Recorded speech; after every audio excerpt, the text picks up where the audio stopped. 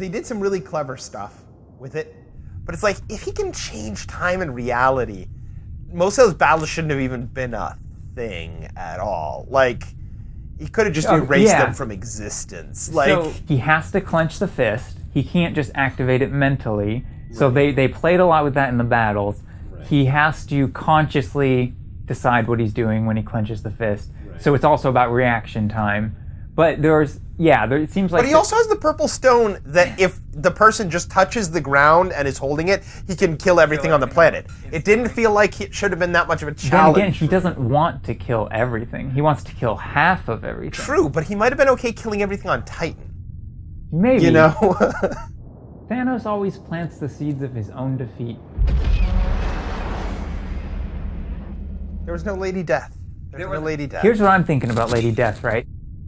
So Avengers 4, Lady Death is upset with Thanos, and it's Hela. She becomes Lady Death or something. Right. She's upset with him. She's like, "You're not supposed to be sending me all these souls all at once. This is too many for me to handle." I just feel like that would require taking her from we are gods but actually sufficiently advanced technology aliens into a far more... Like, for her to be receiving souls would take her into a far more cosmic, mythological place. Yeah. And I feel like that's a place they don't want to broach. This is a Marvel universe where even the magic, they carefully grounded it in science. Pseudoscience, but you know what I mean? And I feel like something like the actual personification of death is something that goes beyond the grounding that they've set for their own universe. So I feel like they're probably just going to drop that element entirely. Lady Death was his motivation in the comics, and they gave him a different motivation. They would have to figure out some other reason for her to be there. Should we start the show, by the way? This isn't... Well, I mean, should we officially start the show? Introduce ourselves, you know, something? Hi? Hi. Okay, back to what we were saying. Hi. Which camera? So we saw Infinity War. You're gonna have to edit those, you know, shot. You're not even... You can't be... Unless you put your hands out, you're probably, like, interfering with my shot. Hi. Don't do that. We saw Infinity... Okay. I'm already ruining it. Spent all this time building this spaceship out of spare parts. I thought we weren't going to acknowledge that we were in it. It's all falling apart. It's... No. I mean, it's... Not the spaceship. It's airtight. I mean... The show is all falling can't apart. Get in. So... We watched Infinity War. This was your second time seeing it? Yes. And I saw it on Friday, and this is Sunday. So it was my second time viewing. I enjoyed it a lot both times, just so we can start with where we are emotionally. Yeah, What's your hot take? I didn't want to get to there. I just feel like am I doomed to be that guy? After The Last Jedi, I keep having to remind myself, even with the Black Panther, I was throwing a little bit of, bucket of cold water, just be like, okay, guys, okay, but it's not the best superhero movie of all time. Like, stop making it the highest grossing movie of all time. It wasn't that good. But it was very good. It was. The characters were phenomenal. And, that's a good segue because they weren't here. I was not satisfied at all by Infinity Wars. Right now, I would rank it as one of the weakest Marvel movies. I mean, better than Iron Man 2. Now, you're looking at it on its own. Just yes. You're not considering because that's... this as like the third act of a whole thing. This is one entity. Yes, because that's the thing. It has to... And making Avengers 3, the culmination of 10 years, I think, of Marvel movies... It's an impossible task. It has to serve multiple roles. It has to be the third act in the Avengers trilogy. It has to be the culmination of the entire cinematic universe. And it has to be a movie in and of itself. I don't feel like it was any of those things. And I know that's because there's very obviously going to be a part 4, and you can practically make a roadmap, as I was saying to you earlier, a roadmap of what part 4 is going to be from all the moments they held back when, spoilers, major spoilers, when Banner becomes the Hulk again. We will put a spoiler warning at the start of this. When Hawkeye and Ant-Man and now apparently Captain Marvel show up. When Steve says Avengers Assemble, when you have the big shot of the entire group assembled and the camera's rotating around them and you have the Avengers theme playing. When, all of these things are clearly being held back. And to me, it felt like there are so many big moments telegraphed that you can tell are coming because of their absence here, and they left too many of them for the last movie, and they didn't give me anything. What I loved about the first Avengers movie was the character interactions. You had 3 major action scenes. I mean, 4 if you count the opening teaser. And then the rest of it was character interactions. And to me, this one felt like, let's just give them 20 fights and barely have room for anything else. And I didn't want that. I wanted some more of the interplay. Like, the thing we talked about, this is more than a hot take. I think I'm getting into all the topics. But all the character dynamics between Black Widow and Bruce Banner, and here they literally exchange hellos, and that's all that it has time for. I want to see that. I'd take that over one of the extra battles or side plot points, like having to power up the neutron star. That was cool. I would have rather had a conversation. No special effects whatsoever between Natasha and Bruce. Or a longer conversation when Tony meets Stephen Strange and has to deal with, the claims that this is magic and just them meeting each other. Because they basically skip over that and cut right to, okay, now I've told you the whole story and you're reacting to it. Like, or people reacting a little more that Bruce is back and him saying, there's some conversations we had with Natasha. Oh, when you pushed me in that pit, you actually trapped me as the Hulk for 2 years. There are also some character beats to be hit. Maybe he should be a little more reticent to become the Hulk again after, they just have him kind of fun-loving an action guy here, and that is fun, and it's some of the levity that the film desperately needs.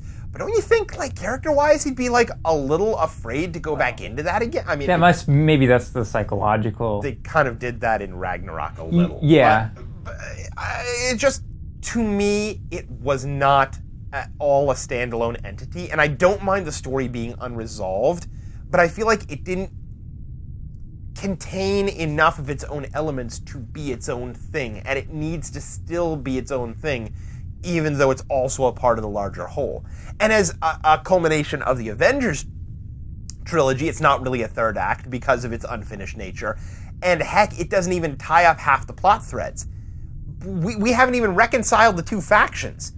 War Machine has basically said, I'm okay with you guys, and that's it. Cap's rogue group is still completely estranged from the rest of the adventure of, those guys.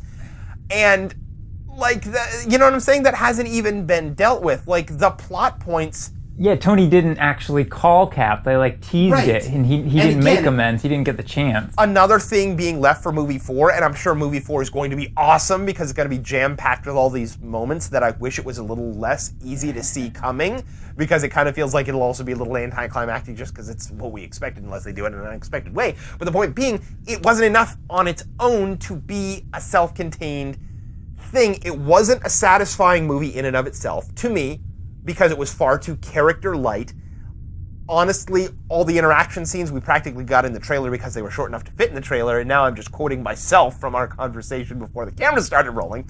It wasn't, I'm talking really fast, it wasn't enough to be a single Avengers movie because it didn't really deal with any of those plot threads, and it didn't resolve itself, and it wasn't really a culmination of the Marvel Cinematic Universe because obviously it's so unfinished. It left things open-ended. There were still a large number of people that... Part 1 of the culmination. Yeah, but it didn't serve that function because there were a lot of characters, including the most pivotal characters to meet up, it kind of feels like, that were still separate at the end of the movie. And it didn't really bring things together or deal with any of the overarching trends. So to me, it didn't serve fully any of the 3 functions that this movie was supposed to fill. It was kind of the setup for the 4th movie to fulfill those functions. And that's not to say that the overall story can't still be satisfying when the 4th Avengers comes out. But that doesn't, just because it's a good setup doesn't mean that it's any good on its own. And to me, it wasn't.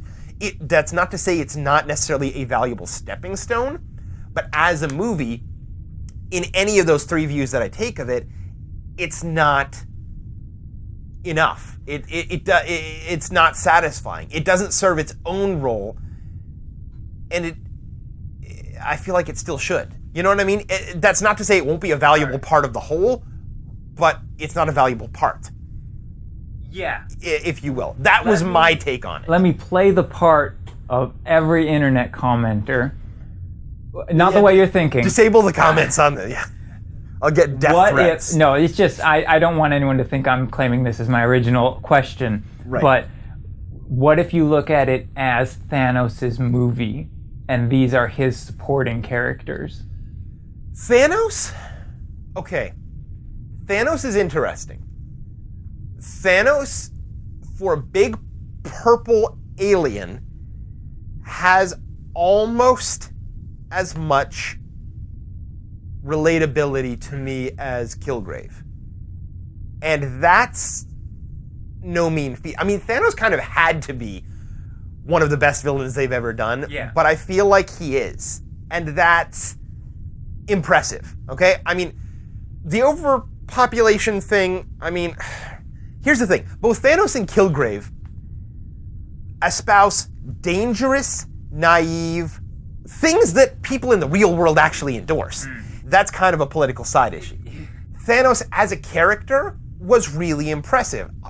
Honestly, it kind of reflects on Gamora badly. The whole scene there where she's like, ha ha ha, there's nothing that you love. Like, they've done a good enough job of building Thanos that not only does it make her look blindingly stupid and naive, because we can all see exactly where this is going. She could not accept that. Well, she could not accept that, and that's a good character beat. But honestly, they've done such a good job of selling his depth and the fact that he does care that it makes her look dumb and naive not to see it. Now, if you take that, if you're being very generous and take that as a character beat that she's so blinded by anger she can't see it, that kind of works. But I still feel like that scene reflected a little badly on her. Like, oh come on, you don't know where this is going. This is going. But the fact that we really did see that, and that we could tell already that he did care for her from the previous interactions, and that it wasn't just the usual villain kind of false front, or I say I love you, that's why I must stab you, you know, kind of thing. He believes what he's saying. He's 100% upfront. Yeah. And that's impressive. That is a credit to them. And the fact that, I mean, because honestly, they established him as a credible threat too, and that was good. Like, having him beat up the Hulk was kind of the cheap move, honestly. That's like those aliens that beamed aboard the Enterprise every week and then knocked out Worf.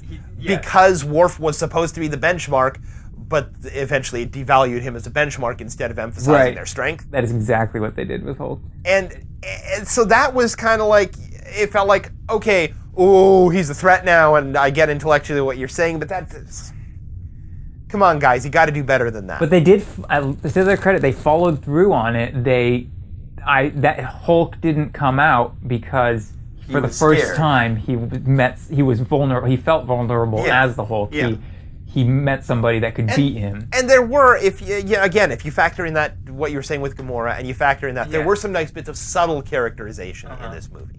But they went farther than that with Thanos, and they established him well, and I feel like he is definitely on the top 5 list of Marvel villains at this point. He was an empathetic character, and he was like Kilgrave, where you're like, I feel for this guy, and I would want him to have a happy ending if his happy ending didn't involve genocide.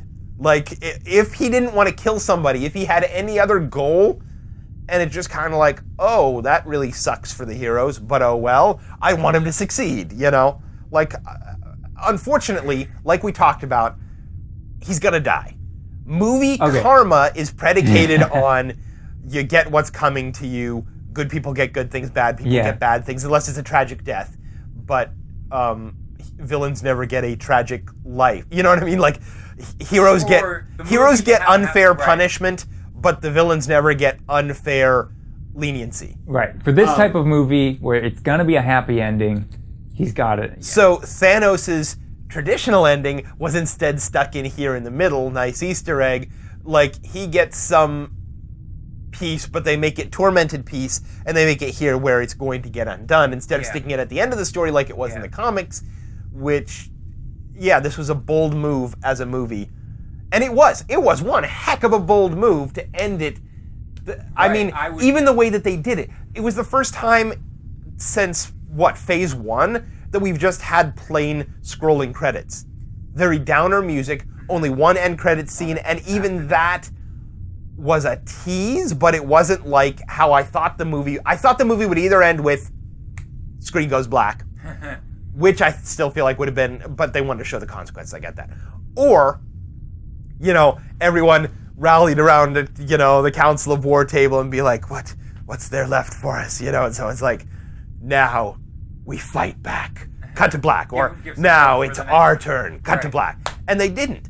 They did something that is so, to me, because the movie didn't work, so unsatisfying and so unresolved, but even for people that it did work for, the ending has still got to be like, okay, wow, I thought you'd at least give us a little bit of a back up at the end, that is gutsy. They are really banking on people being invested enough that won't be off-putting, that they can do something that off-putting and say they will still come back for frickin' Ant-Man and Captain Marvel just because, and then they will come back for the 4th Avengers movie. Like, that this will not sour them on the brand, but will only whet their appetites further. And that is bold. Mm-hmm. But the boldness does not reach as far as defying genre conventions and giving Thanos a potential happy ending, clearly. I don't know. You don't think he can sit on a farm twice in 2 movies? They can't? I really doubt that.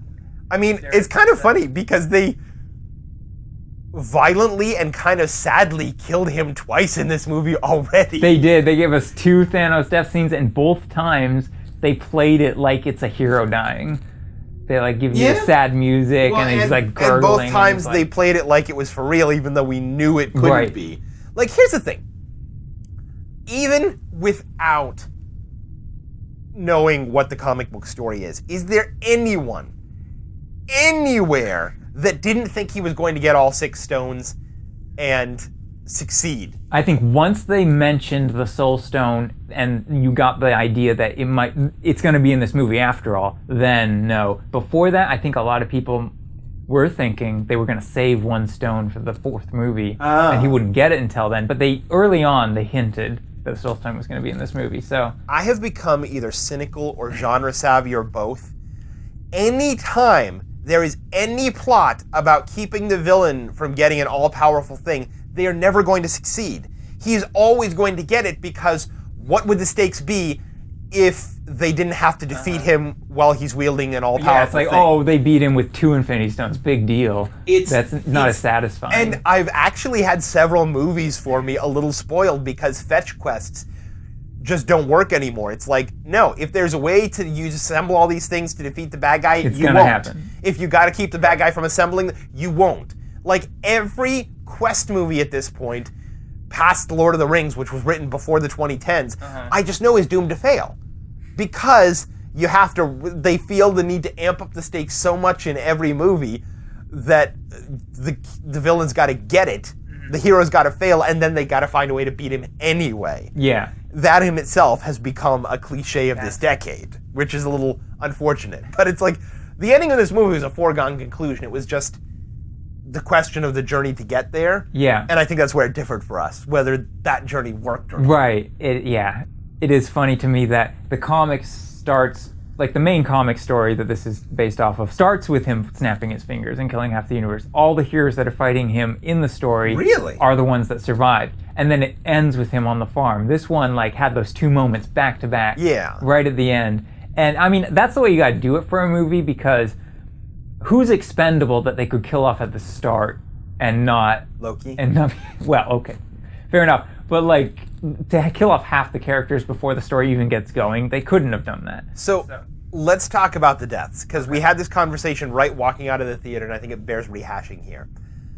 Unfortunately, the very film schedule of Marvel, so this seems to confirm exactly my theory that Ant-Man and Captain Marvel, we already knew Captain Marvel was going to be a flashback. And wouldn't it suck for them if she was just one of the 50% that died? Right. Like, that would be a that bummer page ending. Goes nowhere. We will see if Ant-Man ends with everyone dissolving or just ends with the spaceship ending, but it'll have to end with something ominous, hopefully not too much of a downer, because it still needs to, once again, succeed as a self-contained entity. If it's got to end with everybody fading away, at least actually end it with him getting the call to, like, we need your help now, or something.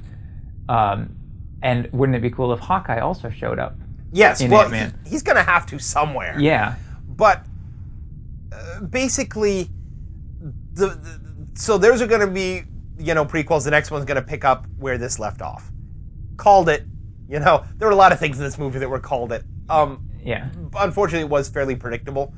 You know what? Call back to Rocket in the Eye. Didn't see that coming. That a was certain clever. Guardian of the Soul Gem, which we'll get to in a minute. Didn't see that coming. That was the big surprise for me. Yeah. But with the actual film schedule, you can predict the people that are going to come back. I don't see them doing Guardians 3 without Gamora. And you made a very good point. I did not even get it. The idea at the end when he sees her in that vision that she's trapped in the Soul Gem. That right. She's totally the over one my head. That in this movie they gave an out for her to come back. Right. Because she's trapped in the Soul Gem. And likewise, I have to bring it up now because it's on my mind, and this is going to be a very stream of consciousness discussion. But when Doctor Strange said it's the only way, and then he fades away, I'm like, to what? And you made the point, this is the path to the one future that he saw. Once again, I got to credit you, very insightful. There were a few very cleverly, you have to think about it points, which clearly you have, that just right over my head. Right. No, that one, I mean, they even foreshadowed it before that when he was like, there's no, even for your life and Peter Parker's life, I will not give up the Soul Stone. And then he does it. There's a reason he's doing this, because if he didn't have something in mind to make a reason to give up the Soul Stone, he wouldn't have just done it for Tony Stark's life. Yeah. Well, and that's very right. And that did not click for me in the theater. The film schedule necessitates Peter Parker's going to be back because of Spider-Man Homecoming. Gamora's probably going to be back. The rest of the Drax Guardians. and Mantis, Star-Lord. Star-Lord. Yeah, I keep forgetting because I was not expecting them. The Star-Lord huge to be movie star that they are not saving for Avengers 4 for some reason. And it's funny that you could subtitle this, depending on your point of view, either Benedict Cumberbatch kills the Marvel Universe, because if he hadn't given up the eye, they wouldn't have been able to undo Vision, which also was another thing that was so predictable, like I could just see that coming a mile away. Although, his moment with Scarlet Witch, that really impressed me. That was a great scene. Mm-hmm. That was maybe one of the best scenes in the entire movie. That was unexpected and poignant and really added to both their characters, and that was a well-done scene. But you could also subtitle it, Chris Pratt kills the Marvel Universe, because if he hadn't lost it over Gamora, which was very in character for him, which is I think why it didn't upset me, because it fit, and we saw him do the exact same thing with Ego, where he just loses it and starts shooting. So it was organically motivated, and that's the only reason it didn't annoy me. But, I mean, he is kind of responsible for everything. It's they had that gauntlet. They had that, which I didn't expect, and so he kind of screwed that up. You knew something was going to, but even so. Yeah. But the point being, there are certain people they're going to bring back. But to me, I think it would be kind of weird for anybody to actually be permanently dead from this movie, except maybe Heimdall. Heimdall was a minor enough character that the moment they gave him was potentially satisfying enough to work. I don't see them killing off Loki permanently that way, because there wasn't enough of a build-up. It was too... major character deaths are big diva moments. They gotta have the dramatic music playing, they gotta have the last dramatic words, they gotta have... There are a number of predictable things. With a character as popular as Loki, it would really shock me if they let this be the last word. Yeah, and they even sort of gave it... Thor was like, oh, he's been dead before. They kind of hinted, like... Yeah. It could go either way. But it feels to me it would be very strange with all the deaths that that they will have to reverse. And, you said it would make sense the people that were dissolved, but it would be a little surprising to bring back other people. I mean, honestly, other people that actually died were outside of being dissolved at the end were what, Vision? Vision, Loki, Heimdall, and Gamora. So and was four, that it? I think Yeah. 4. But I really would be surprised, maybe Vision, which would be a shame because it feels like he was the closest thing the MCU had to a Superman until Captain Marvel shows up, and he was really only used to his full potential once at the end of Age of Ultron, and he only got a real character arc once in this movie, and that is abysmally little service to give the character before killing him off forever. Yeah. Even most of this movie he spent on a slab, like not interacting, which again is my complaint with the whole movie. Wounded, and he wasn't really at his full potential. Yeah, he wasn't at his full potential as a superhero, and he wasn't interacting as a character. I mean, he did have a few very poignant moments, but even so, it feels like that's a very short career in the cinematic universe to give him, and he wouldn't have really gotten a fair shake if that's what they do. So possibly him, possibly Heimdall, maybe Loki. I would really be surprised if any of those deaths except Heimdall sticks. But it would also be strange because they killed off so many people in among so many deaths that you know aren't going to count and are going to be reversed. To have 1 or 2 of them be permanent feels like it would be a strange and a disservice to the characters. It's like, oh, everything got reversed except you. You know? Yeah. You all come back. Yeah. Not so fast, Loki, you know. Right. Everyone who's not dead, take 1 step forward. Not so fast, you know. And so it kind of makes me wonder, will anyone stay dead from this? I'm right now I'm predicting no. But then it's Everybody's like- coming back. But then it's like, if they find a way to turn back all these deaths, how will they kill anybody in Avengers 4 and make it feel meaningful? And if no one dies, honestly, I'd be happy. I like that kind of story. But I feel like most people feel like the era where that was acceptable went out with the 1990s. With the cultural moment the way that it is and the stakes that a finale to the Avengers series and maybe like to a number of the original characters has, I don't know if they'll allow it to go without any major deaths. It kind of feels like we're in a cultural place where people are like, there have to be consequences, there have to be deaths. That's what makes a thing dramatic. Don't necessarily agree, but I think that's where we are. So I just wonder how many there will be. The question has gone from who would die, which is more in this movie than I thought, to who will actually stay dead. Who will stay dead? Yeah, who won't come back. My prediction is everybody comes back, and then people who didn't die in this one are going to die in the 4th one. So like Captain America. Do you think, yeah, probably Captain America or Tony. I really thought one of them was going to, I thought, and it does feel like because he started off and they've kept him as such a backbone of it, that killing Tony Stark is going to be a huge deal. Although I have to say, that could make Spider-Man Homecoming 2 kind of a downer. With him dealing with that. He's lost Uncle Ben. Gone. He's lost another father figure, so it's almost like I kind of hope they don't, for the sake of keeping those lighter. But maybe he can retire.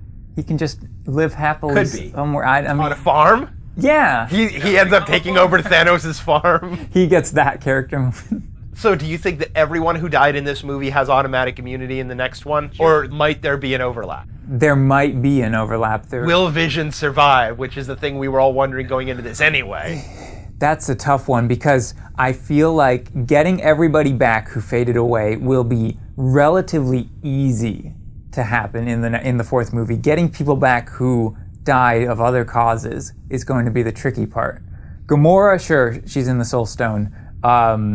Loki, how do they pull that off without it seeming kind of hokey, Or without it being a duplicate of how he survived the last time. Right, which I don't think he's faking it. Which is kind of why I feel like maybe Heimdall would be, unless someone gets magic wish power and it's like, restore everything. And who was the other death? Gamora, Loki, Heimdall, and Vision. Vision, right. We keep forgetting Vision. Vision, see, they could be like, oh, she made it far enough with her rewiring. Right. Because we didn't even see her again after that. Yeah, that was very left open-ended. So they take his body back, and she's able to repair him enough to bring him back online. So they've kind of gotten out for everyone except for Loki and Heimdall, which is why I could see them leaving Heimdall dead. I can't see them letting Loki's end come like that. That's all. Yeah. But, I mean, his would be the most logical to allow to persist. And I do think that both Steve or Tony would make the most sense.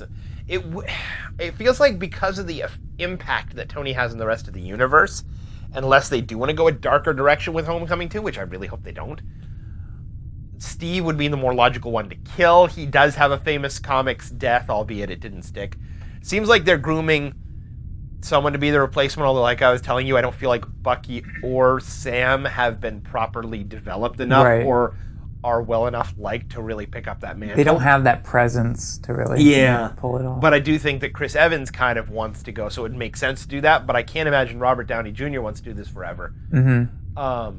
And it seems like they're setting him up for a major moment in the fourth one. If Tony being alive is the only way for them to beat Thanos, according to Doctor Strange. I mean, that's how I'm interpreting it. Like, that means that I feel like they're setting him up possibly for his major, his major sacrificial moment to save the whole universe, basically, by sacrificing himself. But what do you think? Who lives? Who dies? You make the call. It won't mean anything because Marvel's going to do whatever they want. But you can leave a comment. Yeah. They might be reading. I mean, if I'm pretty sure it would be a huge deal if we got a comment that wasn't one of each other commenting on one of these videos being up. We would print it out and have it gold-plated and hang it up on the wall. Yeah. Once we get our first fan, we're retiring. Pretty much, yeah. We're just doing this. That's all we want to achieve. A single fan. You're right.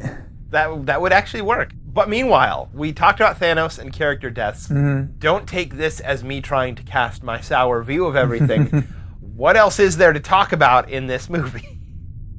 There are, well, I mean... Who had storylines, would we say? Like, not just a sequence of events that occurred to them, but some sort of character story. I feel like Thor had the most emotional depth in this movie, but besides getting a new weapon, he didn't accomplish a lot. He didn't move from one place to another. He's still sort of in that mourning stage, mourning the loss that he suffered. Well, and I did find it unfortunate that he was still in breezy Ragnarok mode. Like, that worked great for Ragnarok, but I don't want him to now just be this quippy jokester, almost Tony Stark clone, because he's probably using it as a facade, a front to avoid dealing with That's the how grief I right now. interpreted it, yeah. But it feels like it deflected a little too much to the point where I didn't even feel like we ever really got a chance to explore any of what he was feeling because he didn't let anyone in on what he was feeling. And it wasn't telegraphed through his actions because he didn't have a chance to do much. And he and the Guardians, when he was first meeting the Guardians and they're on the ship together, that was like the largest section of the movie that was dialogue and just characters interacting. And it felt like, in some ways, Rocket had more development than he did because reflected in his empathy, in his choosing to be a different guy than Yondu called him out for being. Yeah. He got more in just those brief dialogue exchanges than the guy who went through a deep Well, there you go. Rocket character had character development. Rocket had character development. Question. There's one. That justifies the whole movie. Thanos had character development. Well, I didn't say there was no character development. It was mostly no character interaction. And yeah, I totally get people saying this is Thanos' movie. I just wanted there to be a little more non-Thanos. There was some fun stuff with Spider-Man and Star-Lord and Yeah, I was going to go to that. It felt like Tony and Peter were the ones that I would... And to a little bit Stephen Strange. He felt like a bit of a non-entity in this movie, kind of a movable prop. That might just be because the character is so boring. I'm not really sure how you take an actor as interesting as Benedict Cumberbatch and make him so boring. But yeah, I felt like the two of them, maybe the three, had the closest thing after Thor and Rocket to a storyline. But again, it wasn't much about character. It was... I don't know what you would say it was about. But that's the thing, I don't know it was really about anything. So it was one of the most compelling narrative strands away from Thanos himself. But again, I don't know if you could really say it was a character story. You know what I mean? Yeah, this movie was all about moving the pieces into place. Yeah. Every scene had to service moving the pieces to where they needed to get, and there were so many pieces. Although that's funny, because to a degree, you could say another one that sort of had character development, Bruce Banner. but it was always played off as a joke. So it was kind of hard to see it as character development. And it was sort of like the middle piece of character development where he has a problem, but he doesn't overcome it by the end of the movie. And the problem doesn't seem to be weighing down on him much. It's just an inconvenience in battle. Right. And you could say it's moving pieces in terms of characters. Like, Hulk is scared to come out, that's going to go somewhere. Yeah. But it's hard to call this setup for Avengers 4 when most of everyone is dead. So 90% of the setup dissolved in smoke at the end. So it's sort of like you didn't really need those pieces. Those pieces could have been anywhere because they were just going to turn into tatters and float away on the wind anyway. You know what I mean? Sort of, yeah. It set up some of the characters, but even then, you have, again, we talked about serious character conflicts like Cap's rogue band not reconciling with the government, not yet having reconciled with Iron Man. And the movie didn't really do anything to set up those to go anywhere. It left them in the same place that it found them. Right. It didn't really do anything with Black Panther. It didn't really do anything. You could say it did something with the Hulk / Bruce Banner, with the Guardians of the Galaxy, but they're all dead except Rocket now. It did something with Tony and Peter and Steven, but again, 2 of the 3 are gone. You know what I'm saying? It moved them into places, but then it took the pieces off the board anyway, so why did it need to move them? Right. But it was like, but there were these groups that were moving together, and when they die at the end, when they fade away, you lose like half of each group. So I feel like the actions of the group moving into place still... That was the weird thing to me, because you lost about half of the Wakanda group, yeah, but you lost pretty much all of the Titan group. Right. Like, you only kept Tony one of them, plus Nebula, who wasn't really part of it until the end where she just showed up. Nebula is an important piece, though, because she's going to kill Thanos? Well, it does She has to, right? It seems appropriate for her, and I've thought that before. I honestly expected her to get a big entrance coming in and try and kill Thanos instead of already being captured. But again, just... there are certain tropes of our age. I don't know if they'll let it be her and not one of the core Avengers group, not Cap sacrificing himself in the blaze of glory, or Tony. If it's not Nebula, there's no reason for her to exist. I know. In 3 movies that she's in. But if it is her, then doesn't this just become kind of a Guardians of the Galaxy movie instead of an Avengers movie? Just the way these work, I just feel like Thanos has to die, and it has to be one of the Avengers, and probably involve a death or a sacrifice. And I wish that they had the boldness to break with that formula. Yeah. But in some ways, it's not just a formula of this decade and of superhero movies, but certain elements of a formula of fictional storytelling for centuries. Right. Traditions going back that people might not be fully satisfied if they weren't adhered to. So I feel like they're painted into a corner, and Nebula can't have that role. Okay, so Nebula, they could give Nebula the role of bringing everybody back, because that's essentially what she does in the comics. She does a lot of different stuff. And that would be a major victory hurting her father. She can be the only other one to wield the gauntlet. She does that, she brings everybody back, undoes what Thanos did. Then Thanos kills her. She's gone. She doesn't need to be in Guardians. That would fulfill her story arc perfectly. And then somebody else kills Thanos. Or she doesn't die. She sacrifices herself into the Soul Gem to bring Gamora back. Oh. Or something like that. Place. Yeah. That would wrap up her character arc. That would give her something to do to hurt Thanos to fulfill her motivation, but still allow the Avengers to be the one that have to fight him to stop him from doing the same thing all over again. Plus fully reconciling her relationship with Gamora, which has been a major thing. Yeah. So we just wrote Avengers 4. There you go. Case closed. That's it. I think we're done talking about this. The effects were incredible. They were. I did love the conceptual humor of hiring famous little person Peter Dinklage to be a dwarf that is enormous.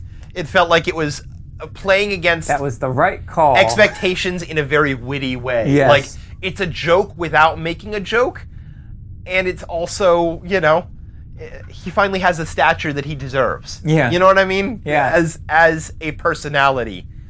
unconfounded Yeah. by physical reality in the fantasy realm. He's, Yeah, because he's got such a big, like he can project and do like a big personality, and he can act that way. And he was a grounding of serious characters in the middle of a very jokey character scene. Yet he also got some great humor, especially that's what like. That's what killing yourself means. Yeah, and I was watching the quirks of his head and the little tweaks of his expression and being like, that is an actor right there. Yeah. How you sell a joke with good acting. Like, the subtleties in there made that one of the funniest lines because it was one of the funniest deliveries. And Yeah. that he maximized his screen time. His character and Red Skull were the two big surprises that we should talk about that. We should talk about Red Skull. Those were the two major characters that they really kept hidden from everybody. I feel like that was a nice surprise. Nothing was ruined about that in the trailers. Yeah. So Red Skull is back and was completely CG, I think. Was he? And voiced by a different actor. Was yeah, he? He was okay. definitely CG. He sounded different, but I didn't. He lost his German accent. He had that thick German, like stereotypical Nazi accent, and he had an accent in this, but it wasn't that stereotypical German accent. It's a shame to not bring Hugo Weaving back. Well, I think he didn't want to come back. But they brought him back in the best possible way. Yeah, and you're like, that ties up a plot thread I didn't even realize I was still wondering about. I'd forgotten about, and they did it in a very clever way. You're like, what did it even do? Oh, it actually did something intentional tied to the Infinity Stones. Right. Like, and perfectly as a character with so much bitterness and hate in his heart. Someone who that he never even could have anything he loved. He could never, much less actually have it there with him. Exactly. And the only thing that he arguably did love and did have was power. Yeah. But the very specific power was not one that would allow him to sacrifice it to claim the stone. You know what I'm saying? He needed. You could arguably even say it's a soul for a soul, and he didn't have one to sell. Yeah. Yeah. It just works on so many clever philosophical, kind of levels. Mm-hmm. That was another masterstroke of the movie. It was, and there was just so much weight in that scene with him talking about how he's been there for a lifetime. He's been there for 70 years, trapped on that planet, and you got the impression that he'd had other people visit. That was such great world building. And even that whole sequence, the way that it ended, and with Thanos sort of seemingly floating in the void, and then it becomes a reflection, and then that whole thing, very artistically done. So when you become a master of the mystical arts, does that just kind of affect your speech patterns and makes you say old-timey stuff? I mean... Oh, well, it's funny because sometimes when he was talking to Wong at the beginning and complaining about him not having any money, he wasn't talking then he's a normal modern-day person, but when he's talking to other people, then he's like a wizard from the 18th century or something. I will say, some of the stuff, it's a little frustrating. Of course, it's magic, and literally a wizard did it. But the lack of consistency there can be a little confusing. Like, what are his powers? How strong are they? Anytime he was doing anything, I had no sense of whether he was succeeding or failing because it was just kind of... Yeah, was it just me? Unless he's portaling. Well, yeah, which is very clearly established how that works. Yeah. But was it just me, or the shields they were making, and when he was doing stuff to get in a fighting pose, looked a little wimpy compared to the first Doctor Strange movie? Yeah. The shields were smaller and it wasn't as showy, I felt. Yeah. And I couldn't tell if that was supposed to be okay, they're not up to this task. What were they going for with that? Yeah. And I will say though, two of the coolest effects in the film were the one where he comes out and he has all the different sets of arms, and then he splits up, and that was a cool moment, and then Thanos sweeping him away was a cool moment. That was now I get the sense of two super powerful entities battling and counteracting each other. And the part where he's getting the time gem, and he reaches up to the out-of-focus stars behind him that you don't even notice, and grabs one of them, and it turns green and grows and becomes the gem. That, I'm like, how do you even, while sitting there and storyboarding, how do you even come up with that idea? Someone Very deserves clever. a raise. Yes. Because it is so simple and so elegant. Every now and again, like you get with Inception or certain movies, where you're like, that is such a unique idea in the history of ideas. This deserves to be put on a bit of a pedestal and recognized, because that was a really, really unique idea, and I like that. I thought so too. Did you notice it? They put a lot of thought. Spider-Man going into space was great too. Oh, absolutely. Just that whole sequence. That was a great sequence. Sold the holy crapness of it, you know. Spider-Man consistently steals the show. Yeah. In this one ending, Civil War. I mean. And of course, you know my favorite part of the movie. Right up there with that joke, the dwarf joke, was also, I say that because I can't remember the character's name. I know the actor's name, not the character's name, which is not typical for me. But the aliens joke, like I said to you in the theater, that annoys me just because, like, okay, they are funny jokes, and I think it's intended to be, kids these days. But, like, those actually annoy me as much as Tony Stark. So I'm like, if there's ever a generation that considers The Empire Strikes Back or Aliens, like, oh, those old outmoded movies, and you say it that way because you're not sure if people would have seen it, like, that I just despair. I really do. But finishing that sequence with the aliens shot. Yeah. That was beautiful. That was pure genius. That was pure, you know, fan service to nerds and geeks. That was the perfect punchline that works for the movie, but adds an extra fantastic layer for the people that recognize it.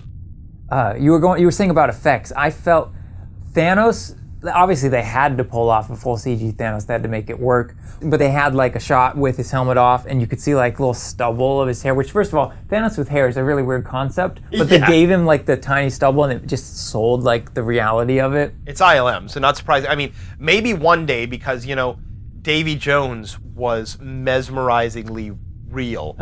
And now, not so much. So maybe we'll look back on this in, you know, a few years. Yeah, and see, but this does feel like a new level of achievement in terms of reality of an on-screen, extreme close-up character-looking photoreal. Like, there were the occasional telltale moments that gave me pause to question. It might have just been the sort of the, you know, my eye knows that physical proportions like this don't exist in nature. Or it might have been something about the texturing itself that still wasn't quite perfect, but it was definitely a step up in terms of, wow, I can really believe that's a real thing that's physically there. Like some of the Black Order I felt were the weakest links CG-wise. The one that dies in the aliens moment. Yeah. The two, like the other two, I would definitely agree with you being weaker. I could tell that he was CGI, but I loved his look. I loved the way his facial features moved. And the part where he's chasing, like leaning slightly forward with his hands clasped behind his back, that is such a comic book moment. Oh, yeah.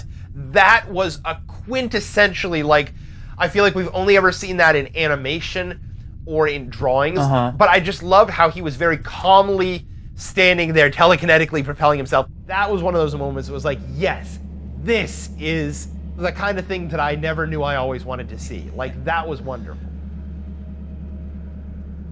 So in terms of miscellaneous observations... I was just going to eat an Oreo and make my teeth all gross before we started. Go for it. All right, hang on. All right, continue. So in terms of miscellaneous thoughts, a few from me. The soundtrack to the Avengers films has always been among my favorites. The only MCU soundtracks I bought were actually Guardians of the Galaxy, which ended up being a little bit of a disappointment, really, score-wise. The two Brian Tyler for Iron Man 3 and the Thor Dark World, and both Avengers.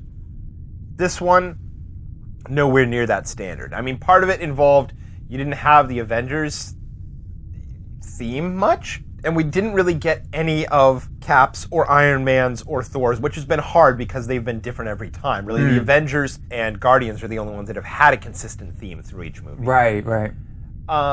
But yeah, this one was kind of a letdown. I didn't feel like it stood out at all. I mean, it still complemented the action decently, but yeah.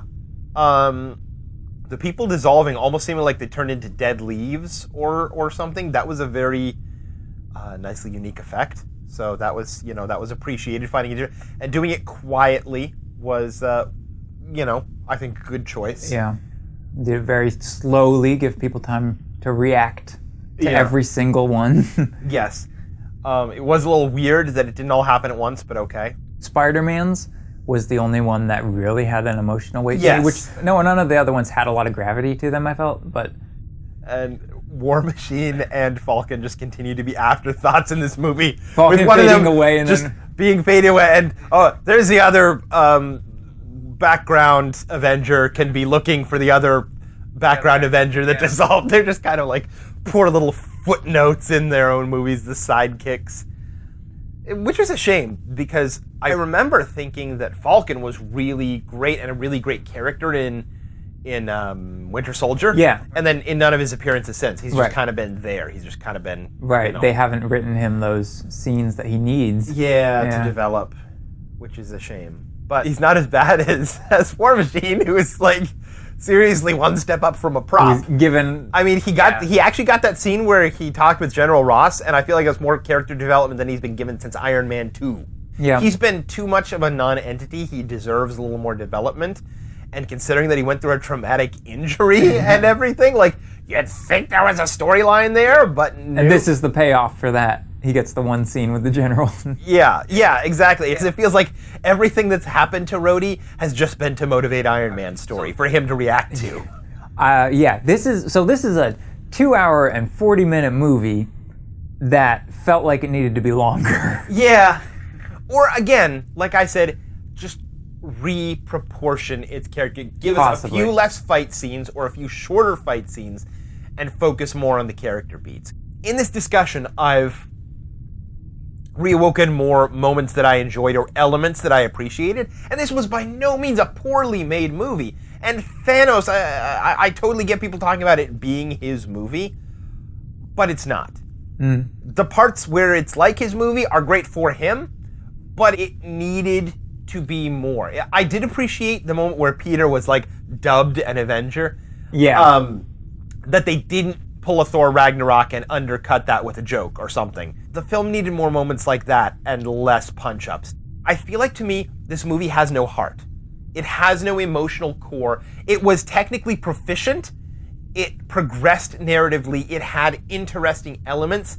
Right. But in the end, it wasn't a story about anything in terms of character and emotion. That was my complaint, I think, just that it lacks any emotional resonance and any single character through line, except for Thanos, enough to pin the film around. And you can't just have the antagonist, especially when the entire point of the movie is a huge ensemble team-up. You have to have some anchors in that ensemble and not just in the villain. It really is, like, what do you want to get out of this movie? It's not a standalone movie. You can't just watch this movie and expect to get anything out of it that's satisfying.